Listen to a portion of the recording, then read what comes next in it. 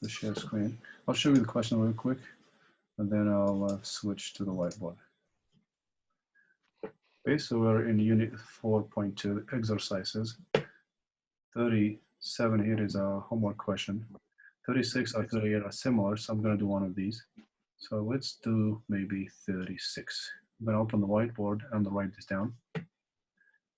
Okay, let me switch back.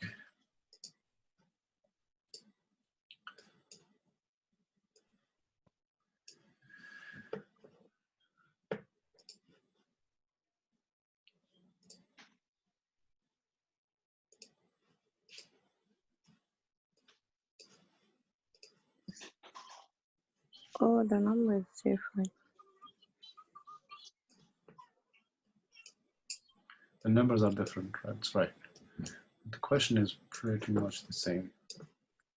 No, from this book is 35. From the physical one is 37. Marie, you have the physical book, right? Yeah. The older version. That's right. The ebook is a newer version. But yeah, but it's the same. They put the same problem, but they put it in different questions. Different numbers, right? Different numbers. Okay. So let's address 4.2 and then I will go to your question. No problem. Thank you. Right, 36. So solve for x. And the question was 0.1x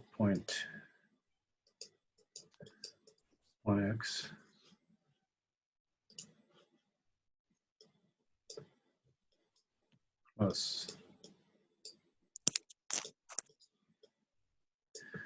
0.9y equal -2. Okay, so this is a first degree equation, quite similar to what we've done before with fractions of regular numbers. So you have all these decimals here, 0.1, 0.9, and we have an integer here. So first thing you want to do is, you can go ahead and do the, just like we normally do.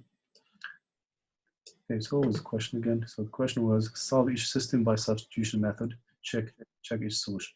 Okay, so this is a system. Why does it look different? All right, there's two equations, not just one. So 0.5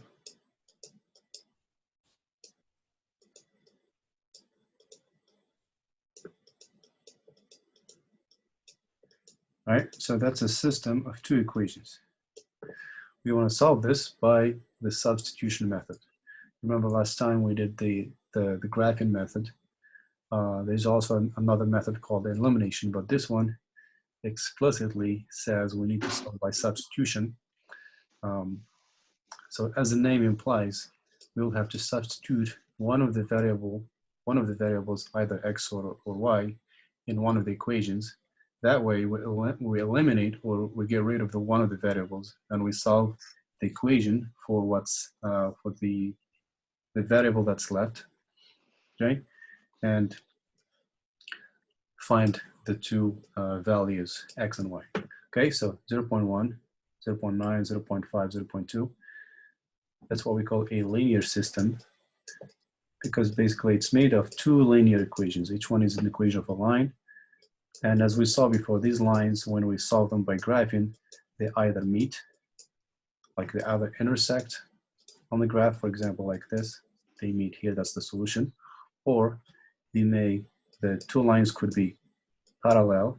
In this case, no solution because there is no intersection. The third case is when we have the two lines overlapping. You grab the first one, then you grab the second one, and you find out that it turns out to be the same line. So in this case, we have many solutions. So one solution here, many solutions, the lines overlap. The lines here intersect, one solution. All of the lines are parallel, we have no solution. But that was by graphing. But today we're not solving by graphing, we're solving by substitution.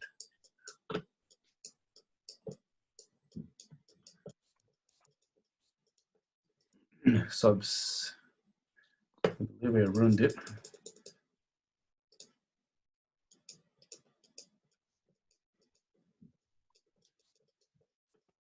Okay, substitution. I believe I got that right. Okay, so none of these graphing methods for substitution. Now let's see what that means. Basically, we want to get one of the variables by itself. Let's say, for example, isolate the x here. Once we isolate it, we can plug it into the second equation and then solve that second equation for the variable that's left, which is the y. Because if we substitute the x, it will be gone, and instead we're going to have a y in here instead of the x, and we solve this for y. So before we do that, we want to cancel these decimals. Okay, it's easier to deal with integers as opposed to decimals and fractions. So any ideas on how to get rid of these decimals first before solving? You move the decimal point. You move the decimal point how many times and to which direction? To the right. That's right. You gotta move this to the right, but you gotta move this one as well to the right. But there is no decimal here. What does that mean? It's a whole number. It's a whole number. So what is a decimal? Decimal is basically behind the two. That's right. It's hidden here. It's invisible. Same thing here. We have to move once, or you can multiply the entire equation. You can multiply the entire equation by 10. If we times this by 10. That's like moving the decimal once. Also here, times by 10. Like moving the decimal once. The equation will look a little more familiar. So let's say if we move the decimal here, it's going to be x or 1x. Then if you move this once, it would be 9, 1. What about the third term? If we move this over, or if you times by 10, it turns into negative. Negative what? What is 1? 20. That's right. Same thing here. So 5x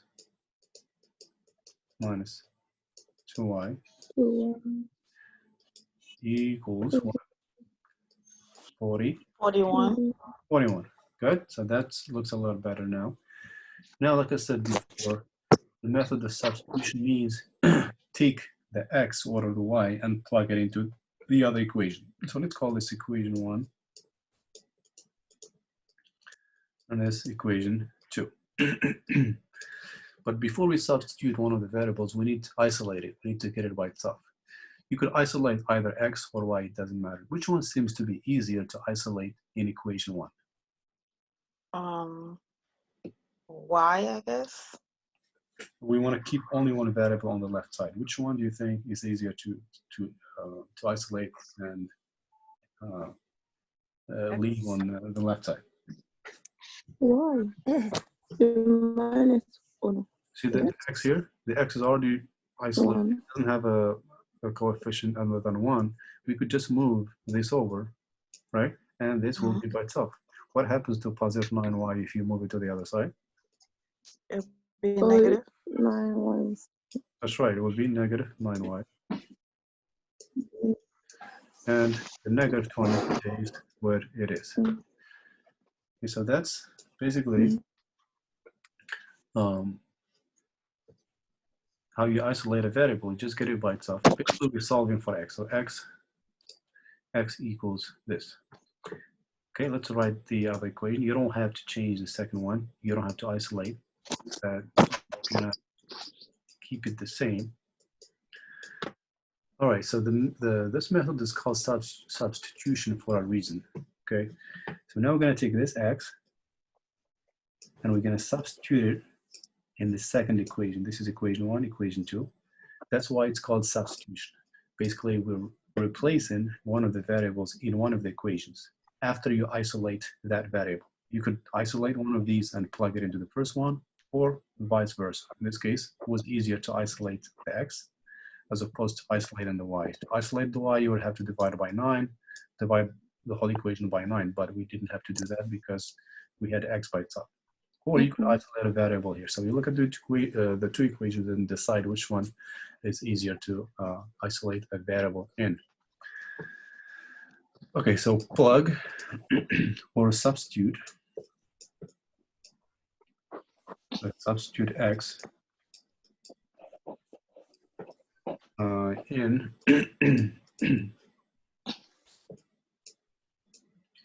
equation 2.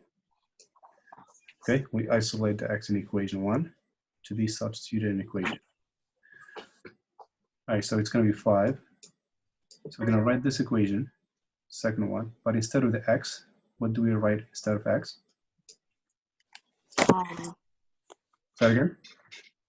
the multiple, the subtraction. So we want to remove we want to substitute the x, and instead of the x, what is the value of x? What is x equal to? Minus 9y. Wait. That's right. Yeah, minus 9y minus 20. That's right. So the equation 2 basically it's 5 times x minus 2y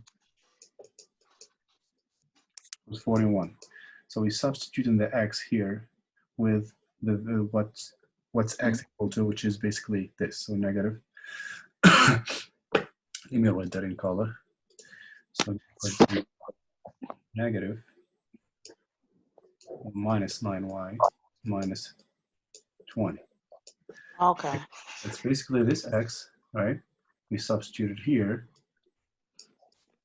So x is equal to this. Now, this equation has only one variable, has y and y, which is easy to solve. Initially, we had 2 variables in one equation, so we had to get rid of one of them. We got rid of this one by replacing it with this. That's why we substitute, so we end up with only one variable to solve. So let's solve one unknown, which is the y to solve. So let's solve this for y. Once we find the y, that's half of the answer. We will find x using the value of y easily. We're going to plug it into this equation. We can find it easily. Okay, so, all right, how do you solve this equation? What's the first thing you do? The parentheses. Marie, I can't hear you clearly. Could you say that again? You do the parentheses 5 times. Okay, very good. So The parentheses. that's right. We're going to distribute. So solve for y. We're going to distribute this. So it would be negative 45 y. What else? Minus what? 20. 20. Times 5. 5 times negative 20. That is? Equals 100. That's right. And the minus 2y.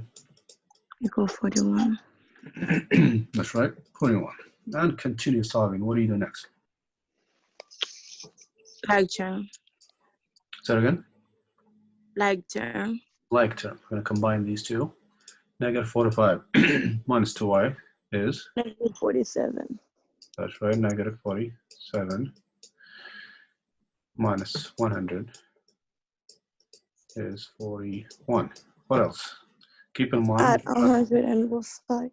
That's right. So we're trying to isolate the y, solve for y. So you're going to get rid of the negative 100 and get rid of this, negative 47. So we're going to add 100 to both sides. Or you could just move the 100 over and change the sign to a plus. So these cancel out. And 141. What's next? I'm going to divide Divided by 47. Negative 47. by negative 47. Okay, because we want to cancel the whole negative, we're going to divide it by negative 47. Okay, that cancels out. The y is, this will be a decimal when you divide. Since we're dealing with decimals, let's get the decimal form of this. So let me open a calculator real quick. So that's 147. So 141 divide 47.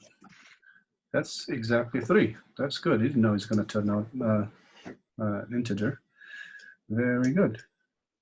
It would be now easier to find the x using a whole number.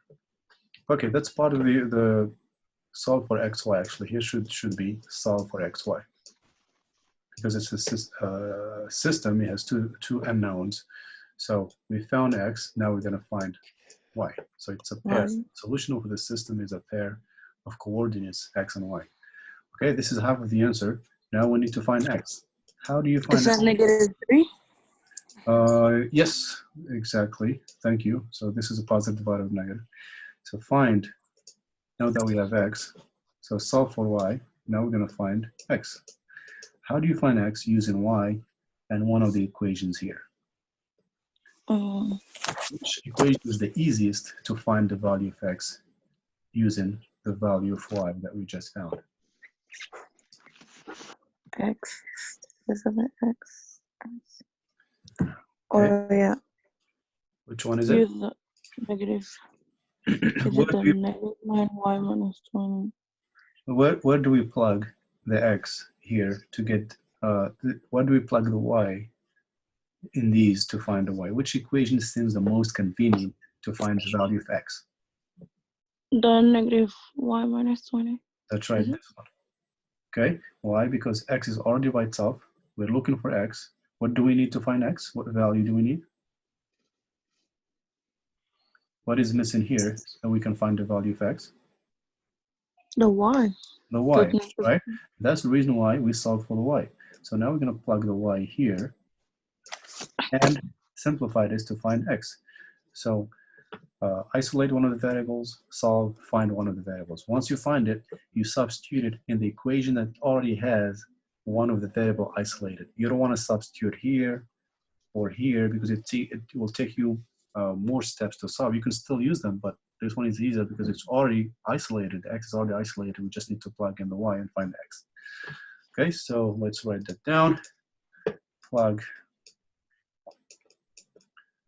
y -3 into equation 1 to find x. So this would be x equals -9. Multiply what? -3. That's right. -3. Okay, minus or equals, that's it, -20. 20. Okay, so that's the key here. These three came from here into the equation.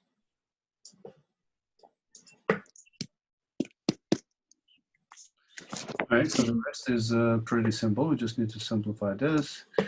According to the order of operations, what do you evaluate first? Parentheses. The? Parentheses. Okay, inside 9 times 27 inside of the parentheses. inside the parentheses, we don't have anything to simplify. So what comes after the parentheses? What is it? Multiplication. Okay, parentheses, we mean inside the parentheses. Do we have anything to do inside? No. No. So what's the next operation after the parentheses?